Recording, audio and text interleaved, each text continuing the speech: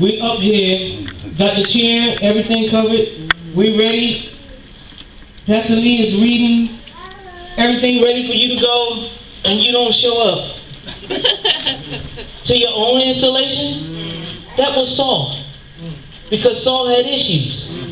The Bible says they asked, "Where is Saul?" They're trying to install him as king, and the Bible says, "Oh, he's hiding amongst the stuff." That's what the scripture says. S-T-U-F-F. Somebody say stuff. All of us got stuff. Yes. And we've been hiding amongst it. You know who started it? You know who started all of that? Adam started all of that. Because when Adam disobeyed God, the Bible said that the voice of God came walking in the cool of the evening, and he said, "Adam! Well. Where are you?" Right. He said, "I'm over here hiding. I'm in the bushes over here." He was hiding amongst the trees. Wow. And so, we as a human race have been hiding amongst the stuff, issues, anger, whatever you want to call it, ever since. Somebody say amen. Amen. Here we go. Saul already had issues, but he's king now. You would think that would be enough. He's the top man in the land. He don't have to answer to anybody except the man of God. That's it. And if you would look before this, the chapters before this, Saul had a long talk with Samuel. Samuel sat him down and he talked to him extensively, and he told him why God was rejected him, and he told him what it was that he did, and he told him how he had disobeyed God and the reason why he was going to be replaced on the throne. He told him all of these things. So Saul got some issues and some stuff going on with him. But anyway, in verse number 3 of chapter 18. 1 Samuel chapter 18 and verse number 3. I'm going to read a few of these verses and y'all watch this. Then Jonathan and David made a covenant because he loved him as his own soul. Jonathan and David were buddies. They were roadies. And Jonathan stripped himself of the robe that was upon him and he gave it to David. Jonathan was the prince because his father was the king.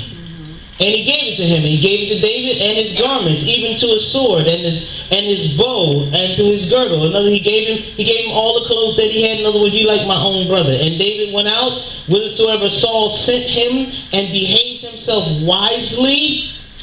And Saul set him over the men of war. And he was accepted in the sight of all the people. And also in the sight of Saul's servant. Everybody liked him.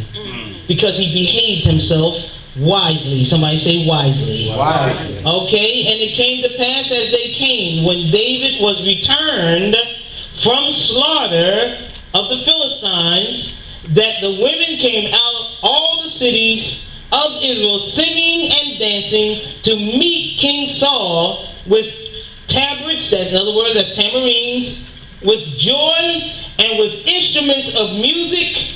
And the women answered one another as they played and said, "Wow, Saul has slain his thousands, and David his 10,000s." Watch now. We're talking about anger. And Saul was very wroth. And the saying displeased him. And he said, "They have ascribed unto David 10,000, and unto me they have ascribed but thousands. And what can he have more but the kingdom?" In other words, all is left for him to get is just my throne. Yeah. He already had the heart of the people, but God had already rejected Saul because of Saul's disobedience. Yeah. You can read it for yourself. Watch this now. Watch now. Verse 9, and Saul eyed David from that day forward. I'm mad at you. I got my eye on you. I'm going to get you if I can. If I can shake this up, I'm going to shake you up. He was driven. Watch now. Once anger sets into me, I have to be careful that I don't become driven by anger. That anger is not the motivating force behind the things that I do. And y'all can sit here and act like you don't know what I mean, but anger is real. And there are people who are driven by anger, driven by revenge, driven by just an opportunity to get you back if they can. They are driven. You work at the post office, you know what I'm talking about. Some folks they'll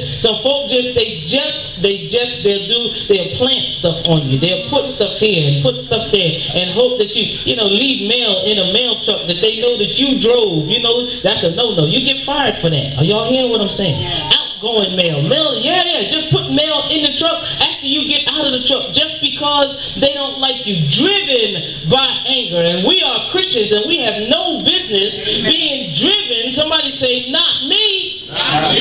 Driven by anger. And so I'm so mad with you, I'm so angry with you, that now what happens is it drives me to a place of sin. Now what we don't want to think about, we think about sin, we think about shooting somebody, killing somebody. No, I'm going to tell you right where it takes you.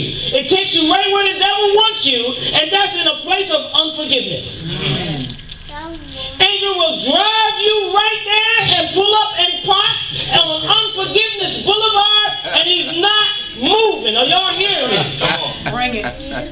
He's going to park right there because he knows if he can get you in unforgiveness in a place where you won't forgive no matter what, even when you know that you holding a grudge or you being angry is wrong, if he can get you to that place, guess what he does? He cuts off your connection with God, because the Bible said if you stand praying and you don't forgive, the Lord God will not hear you. I didn't say that. That's the book. That's what he said. So now what has he used anger to do? He's used anger to sever my connection and communication with God. God's not hearing me. Because you know what this anger is driven by? Talked about this earlier. This anger is driven by pride. Because once I get so angry now, I'm angry because I'm right and you did me wrong, and as long as I'm right, I'm not moving from right, and because I'm right, I'm not going to say I'm sorry. I can't say that, and I'm not forgiving you for what you did. I want you to come crawling. I want you to come groveling. That's what I want. And you know what that is? That's pride. And that's a proud look. And the Bible says God hates it. Amen. That's why he's not hearing nothing you have to say. Because he hates the way you look. This is tight. But it's right. We in the church, in the house of God, we have to learn how to forgive folks. I'm sorry. You really do. Because you know why? Because you don't ever know when you yourself are going to need forgiveness.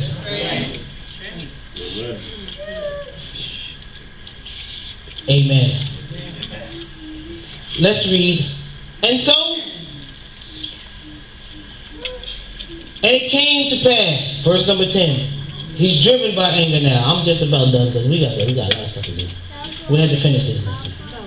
And it came to pass on the morrow that the evil spirit from God came upon Saul. If you translate this, the evil spirit from God, it simply means a bad mood.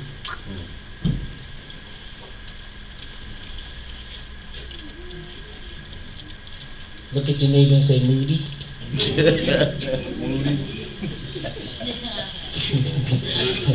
That's all right. They might get upset with you. Look at them again and say, moody. Just a bad mood. Just a bad. It's hard to deal with you, Brother Craig, because I don't know what kind of mood you're gonna be in. I just left you to. Stop with that. I just left you.